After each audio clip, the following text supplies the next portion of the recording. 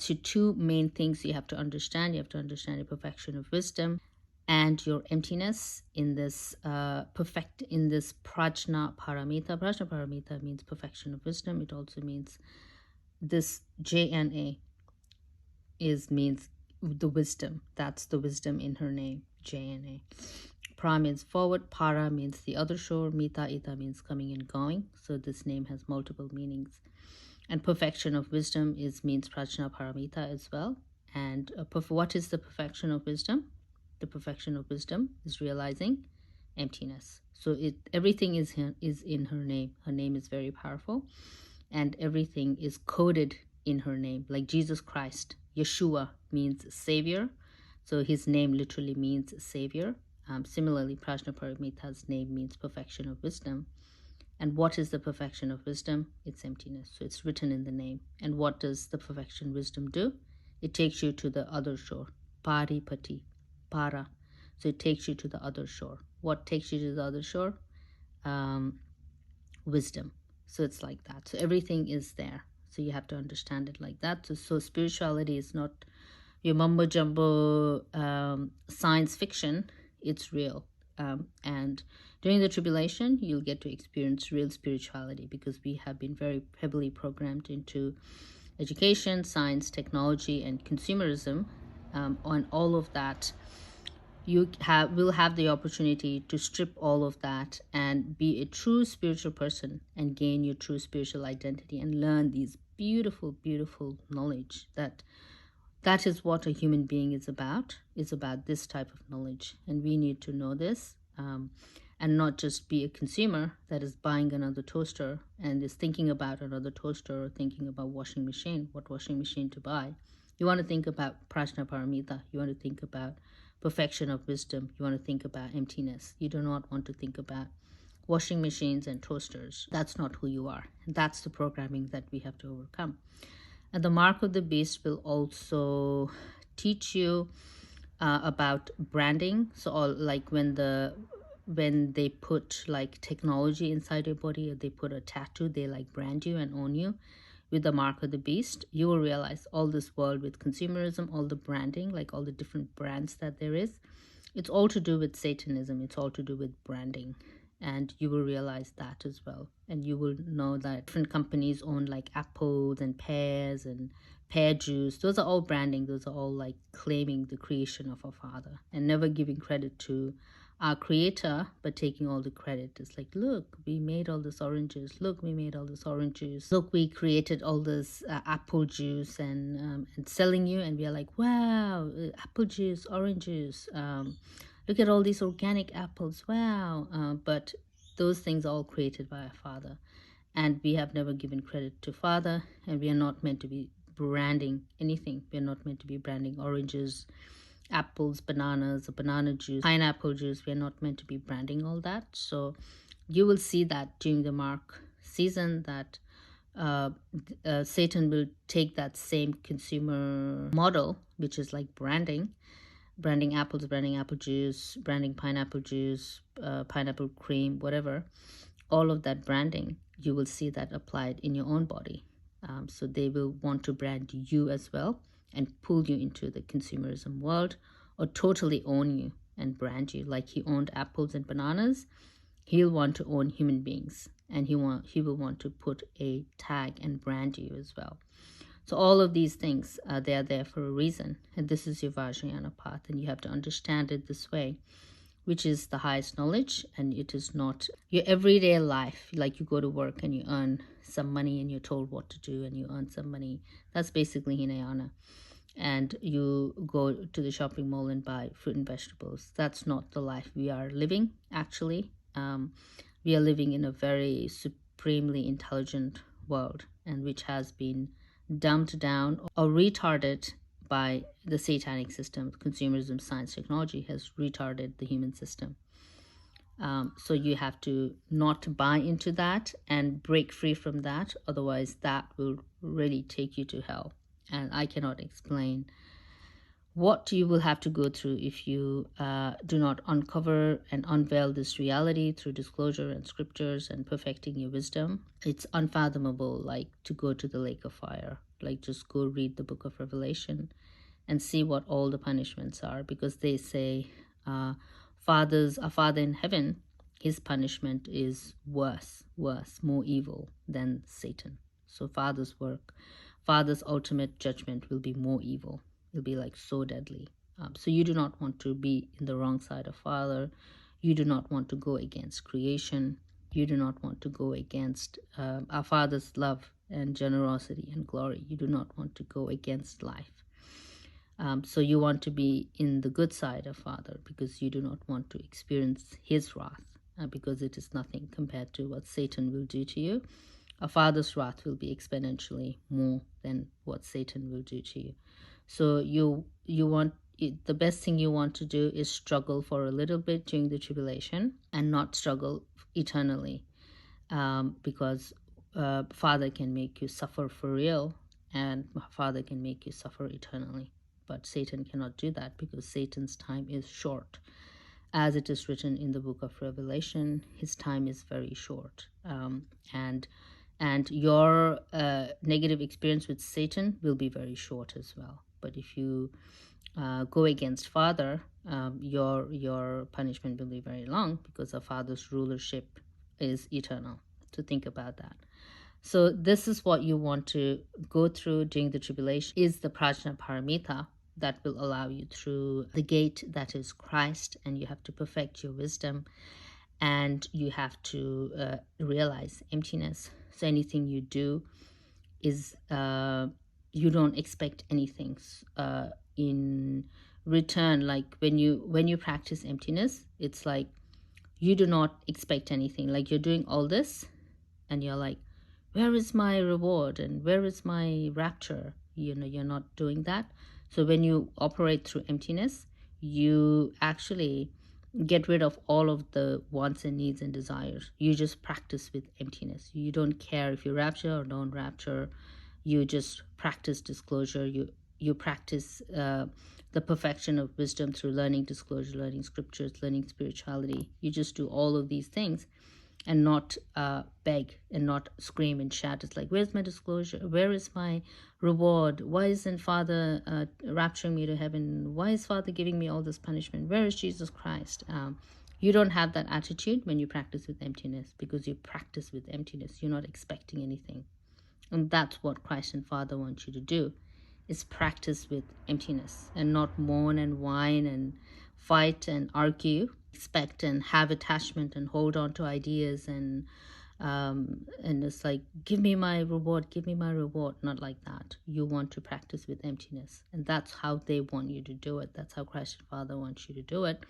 Everything you do it with emptiness. You don't expect anything, you just do it to do it. When you're giving alms, or you're giving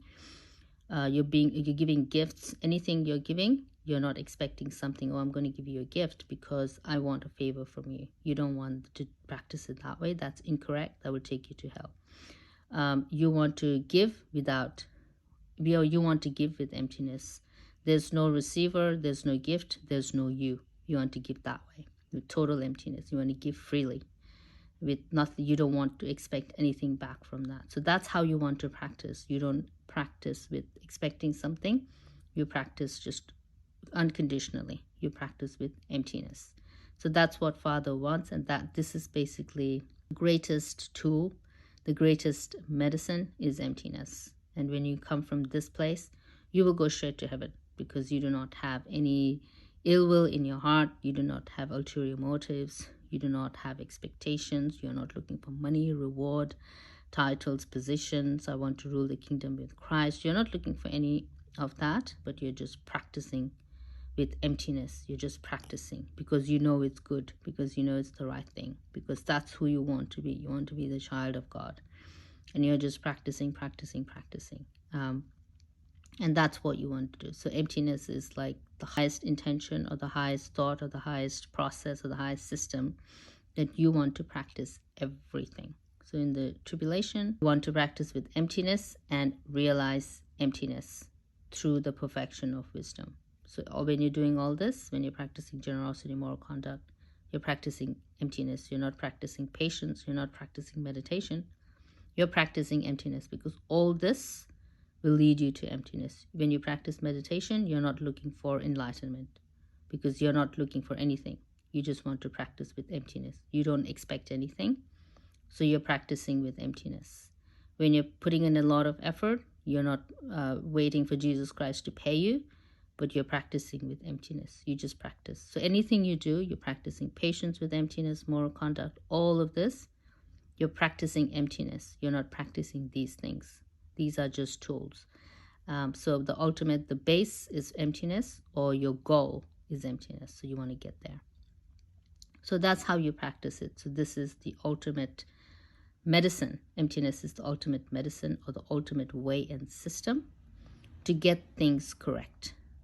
So that's how you want to do the Prajna Paramita. And this is the highest Vajrayana path. And the highest Vajrayana path will require higher intelligence and great discernment. And you have to penetrate through disclosure and all the deception and all the mind control, the gazillions of mind control game that they are playing, that these demons are in telepathy with you, and you have to learn all that, overcome all that, and realize everything is trickery and everything is deception. And then ultimately you realize that Satan was just using you throughout your life, and you did not do anything. You just realize that you're empty because you didn't do anything in life. Everything was done for you. So that's your direct realization of emptiness. And through learning disclosure, you will see the emptiness that is our reality. And this is the basically the method. It's the method during the tribulation.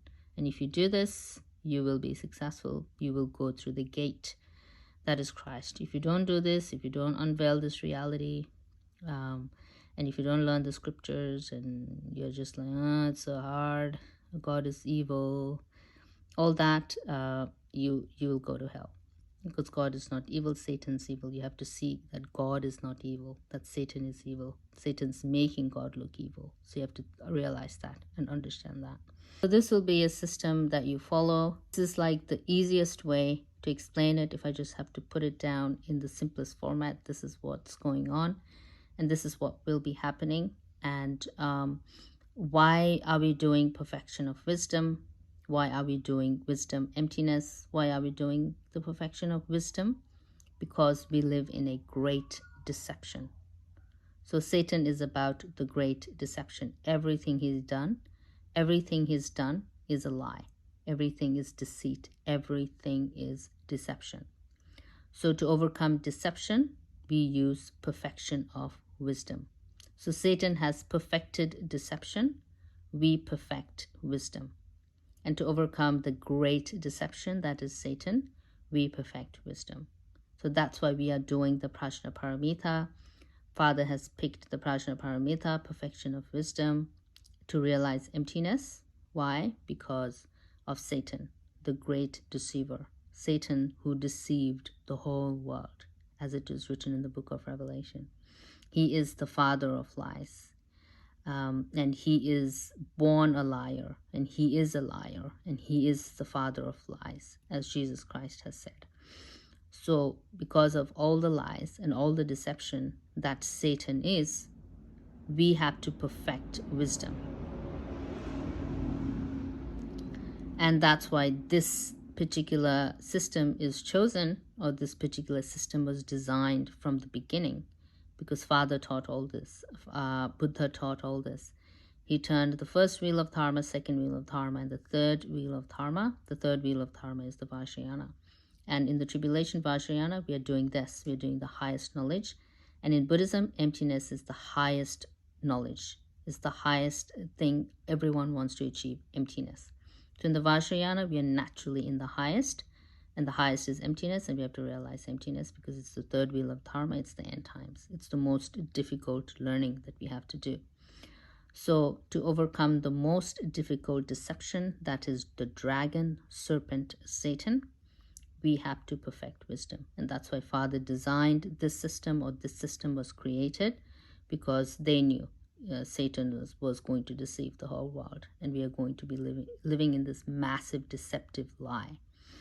And to overcome that, we will be needing the perfection of wisdom, and to realize Satan is an actor and Satan, to realize that we are used in an actor and script capacity, that this world is a theater and everything that Satan did is a theater. And we realize it's emptiness. And then you can go to heaven. And then you have completed your learning. In Buddhism, they have another system called normal learning or finished learning. Normal learning required from this point on. So your learning is finished.